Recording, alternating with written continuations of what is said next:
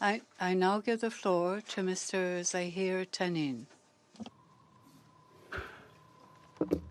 Mr. President, distinguished members of the Council, as reflected in the Secretary General's report, this past period was characterized by action and rhetoric that overall did not improve the atmosphere for a swift resumption of the political dialogue between Belgrade and Pristina.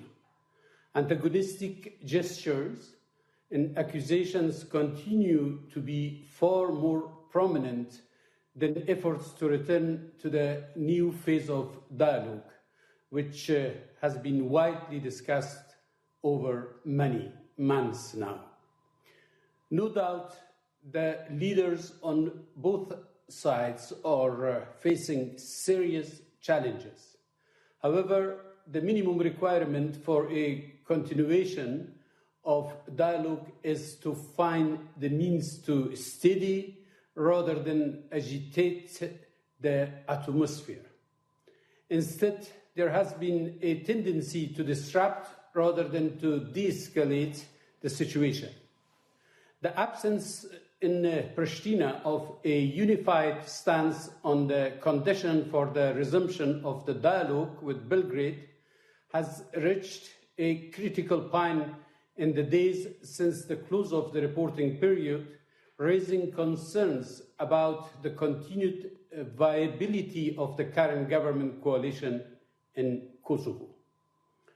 Where does this leave the prospect for a constructive political engagement? Much attention has focused upon the 100% tariff introduced by the Pristina authorities on goods originating from Serbia and Bosnia and Herzegovina, beginning in November last year. This measure has been challenged by many quarters, and Belgrade has made the resumption of the dialogue contingent on Pristina revoking the tariff. Pristina has linked the lifting of the tariff to a number of conditions. This is not the only example of a position by the parties that complicates efforts to return to the negotiating table.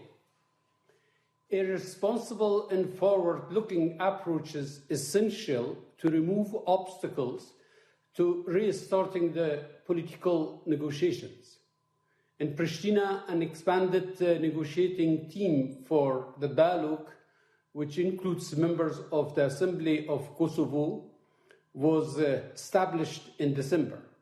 However, internal discussions on the key principles to guide Pristina's position in future negotiations are still ongoing.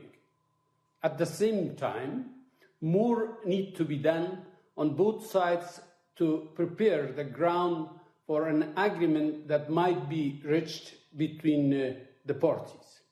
This would require a more active engagement with and support by a wide array of stakeholders, including through pursuing full, equal, and meaningful participation of women in the dialogue-related processes and taking gender perspective into account. Mr. President, in December, the Kosovo Assembly passed 3 laws which relate to the comportment and activities of the Kosovo Security Force. The laws were not supported by the Serb caucus and were heavily criticized from Belgrade. Security Council Resolution 1244 provides the sole legal framework for the international security presence, the Kosovo Force KFOR, entrusted with the responsibilities to ensure a safe and secure environment in Kosovo. KFOR has reiterated this stance, stressing that any adjustments must be transparent and inclusive, and that all previous commitments by Pristina regarding KSF or Kosovo Security Forces continue to be honored. Recent developments in the relations between Pristina and Belgrade have complicated efforts to create an atmosphere conducive to dialogue and good faith compromise.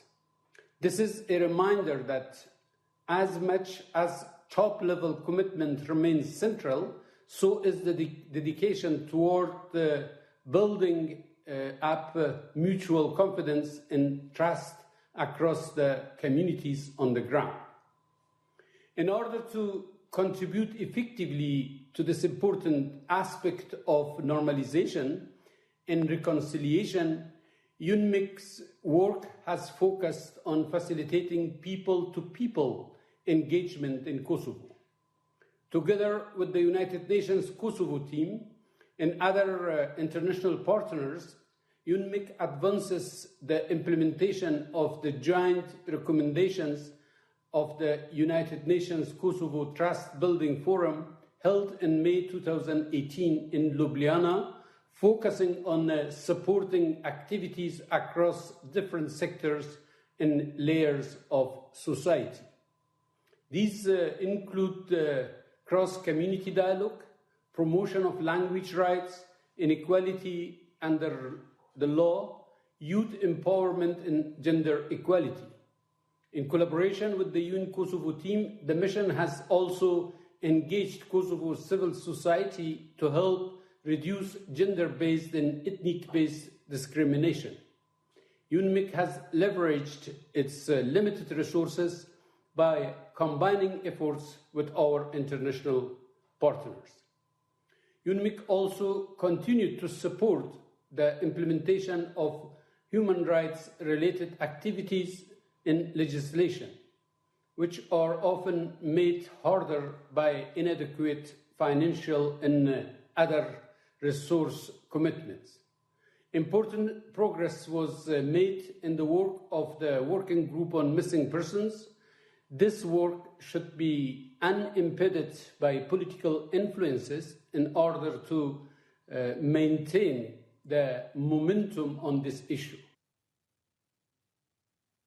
Reconciliation. More needs to be done to effectively guarantee the rights of non-majority communities, including Ashkali, Egyptian, and Roma, as well as returnees and internally displaced persons. Promoting genuine gender equality in Kosovo is another area that deserves particular attention.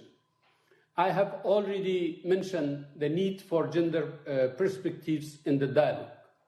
For its part, UNMIK supports initiatives building women's entrepreneurial skills and supporting women starting new businesses. I have been engaged directly with women leaders at central and local levels to promote such initiatives. And I believe there is a growing sense of empowerment. UNMIK, in partnership with other UN actors, supports local-level Kosovo institutions in rehabilitation and reintegration of victims of domestic violence. The mission has contributed to a series of advocacy initiatives aimed at preventing violence against women and girls within the framework of the 16 days of activism against gender-based violence.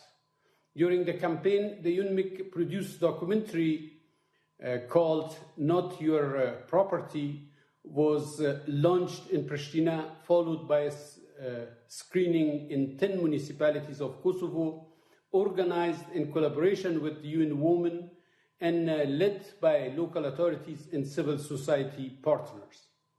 The documentary features stories of survivors from across Kosovo communities and interviews with experts on how the exceptionally low property ownership by women due to customary norms leaves women vulnerable to domestic violence. In supporting inter-community trust building, UNMIK has placed special focus on youth empowerment. In recent months, UNMIK has partnered with two youth-led non-governmental organizations to implement projects aimed at fostering sustainable reconciliation through human rights education. UNMIK continued to support multi-ethnic teams of young leaders in organizing various activities that bring a positive change to their communities. UNMIK also supports youth advisory boards in enhancing their capacity to engage in cross-community dialogue. In January, the UN Kosovo team, supported by the UN Peace Building Fund, launched a project in coordination with UNMIK to empower youth for a peaceful, prosperous, and sustainable future in Kosovo. Mr. President, the European perspective remains an important incentive for peace and stability in the region. It's important for Kosovo leaders to maintain focus on advancing initiatives that are essential for the people of Kosovo, particularly in the areas of rule of law and anti-corruption, human rights, and so on.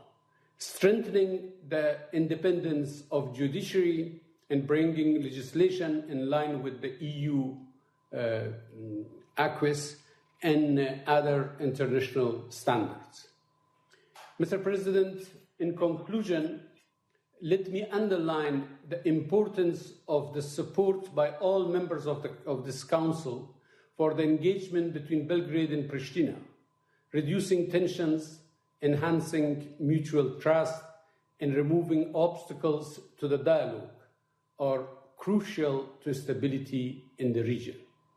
I have committed UNMIK's resources toward promoting trust building at all levels of Kosovo society, and we will continue to focus on this process in close coordination with all our partner organizations on the ground. I thank you for your support to our mission. Doy las gracias.